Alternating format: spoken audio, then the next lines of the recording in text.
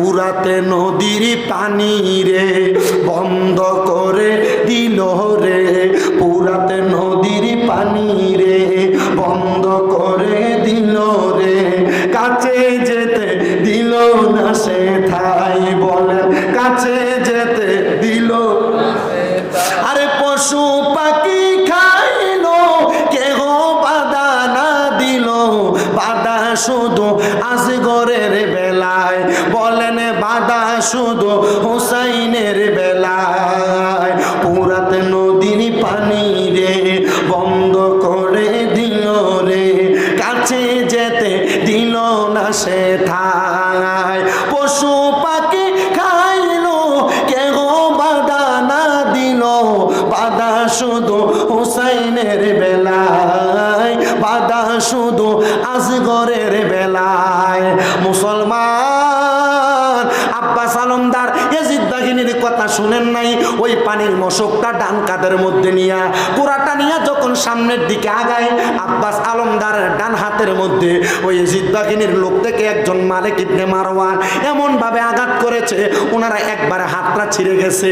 উনি বলেন আমি আমার বাম হাত দিয়া হাতের মধ্যে পানির মশকটা নিয়েছি আমি আহলে বায়াতের সদস্যদেরকে পানি পান করানোর জন্য, কিন্তু তারা আমার বাম হাতের মধ্যে আঘাত করেছে, আমি আমার মুখের মধ্যে পানিটারে কামড় দিয়া ধরেছি, কিন্তু তারা আমার গর্দানে আঘাত করেছে।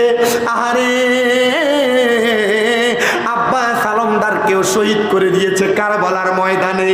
ও মুসলমান, ও তন্তর এলাকার বাবারা, ও ব্রাহ্মণবাড়িয়া জেলার আমার মুসলমান ইমামদারেরা, কেন আমরা যারা আহলে সুন্নাত ওয়াল জামাতের আকীদাদারী, আমরা কেন নবীর বংশ আহলে বায়াত রাসূলের স্মরণে কারবালার মাস আসলে সোহাদে কারবালার মাহফিলটা বেশি বেশি করি? আমরা কেন পাক পাঞ্জাতনের জিকির করি? আমরা কেন হাসান হোসেনকে বেশি বেশি করে স্মরণ করি?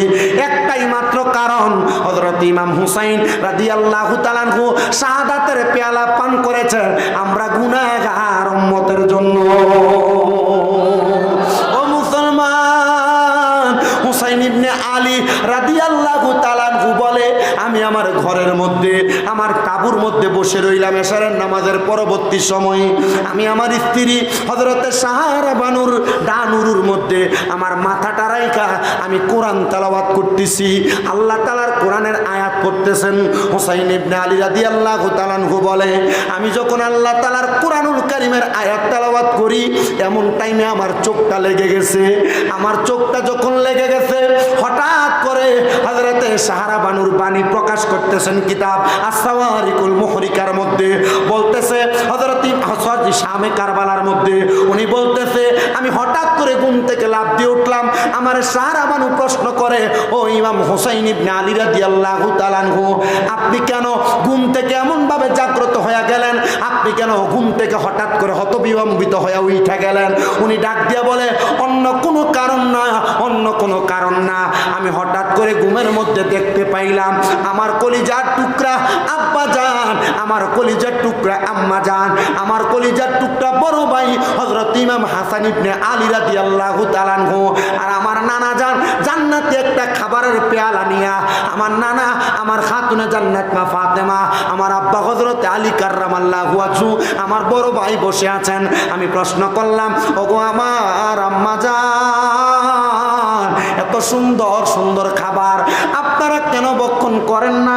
যেখানে আপনাদের সামনে দয়াল নবী বসা, যেখানে আপনার সামনে বেলায়েতের বাদশা বসা, যেখানে আপনার সামনে আমার বড় ভাই ইমাম হাসান বসা, খাতুনে জান্নাত মা ফাতেমা তুজহরা ডাক দিয়া কয় হুসাইন এই খাবারের মালিক শুধু আমরা চারজন না, এই খাবারের মালিক আমরা পাঁচজন, এর মধ্যে তুমি হুসাইন রাদিয়াল্লাহু তাআলা আনহু একজন, তুমি আগমন করবা তারপর আমরা খাবার ভক্ষণ করব। জোরে জোরে বলেন সুবহানাল্লাহ। হযরত ইমাম হুসাইন রাদিয়াল্লাহু তাআলা আনহু বলে রে আমি তখন থেকে আর সারা রাত্র ঘুমাইলাম না, আমার স্ত্রী হযরতে সাহারা বানুরে আমি আমার বাম বুকের অংশের মধ্যে মাথা রাইখা আমি ওনাকে ঘুমাইতে দিলাম। হঠাৎ করে আমি ওনাকেও দেখলাম ঘুম থেকে বিলম্বিত হয়ে উঠে গেলেন, আচমকিত হয়ে উঠে গেলেন। আমি জিজ্ঞাসা করলাম, ওগো সাহারা বানু, তুমি কেন ঘুম থেকে এমনভাবে আচমকিত হয়ে উঠে গেলা? হযরতে সাহারা বানু উত্তর দেয়, এ কলিজার টুকরা স্বামী গো, আমি এমনে এমনে ঘুম থেকে জাগ্রত হই নাই। আমি স্বপ্ন দেখলাম গো, ওই কারবালার ময়দানের মধ্যে খাতুনে জান্নাত মা ফাতেমা তুজ জাহরা সাদা রঙের একটা কাপড় পইরা কারবালার ময়দানে আগমন করেছে। আগমন কইরা উনি এমনি আসে নাই, কারবালার ময়দানের এই জায়গাটা, ওই জায়গার মধ্য থেকে পাথরগুলা সরায়া সরায়া রাখতেছে।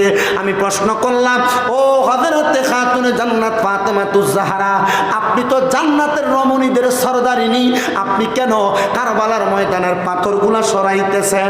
উনি বলেন, অন্য কোনো কারণ না, আগামীকালকে আসরের নামাজের পূর্ববর্তী মুহূর্তে আমার হুসাইন ইবনে আলীকে এই জায়গার মধ্যে শোয়া দিবে। যে হুসাইনের শরীর মুবারকের মধ্যে কোনোদিন একটা মশা মাছি বসে নাই। আমার রাহমাতুল্লিল আলামিন নবী, আমার আব্বা মুহাম্মদুর রাসূলুল্লাহ সাল্লাল্লাহু আলাইহি ওয়াসাল্লাম নবী দিনে রাইতে চুম্বন করেছে। আমার হুসাইনকে যদি আগামীকালকে এই জায়গার মধ্যে শোয়া দেয়, আমার হুসাইন যদি পেটের মধ্যে একটাবার একটা পাথরের আঘাত পাইয়া উফ শব্দ করে, আমার আব্বা জান রাহমাতুল্লিল আলামিন নবী মদিনাতে থাকবে না। হুসাইনের উফ শব্দের প্রতিবাদ করার জন্য আমার আব্বা কারবালার ময়দানে হাজির হয়ে যাবে। এই জন্য আমি খাতুনে জান্নাত ফাতেমা, আমার আব্বার উম্মতের ওফাদারির দায়িত্ব নিয়ে কারবালার ময়দান হুসাইনের জন্য পরিষ্কার করার জন্য হাজির হয়ে গেছি।